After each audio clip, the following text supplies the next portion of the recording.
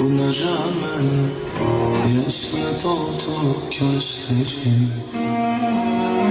Var gözünde birkaç deli, kurşun oldu sözlerim.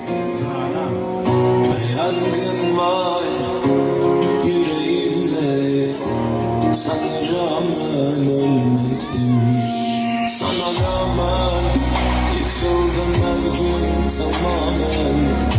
Görsem her gün özlerim. Kapımdan geçse var mıdır müsaaden?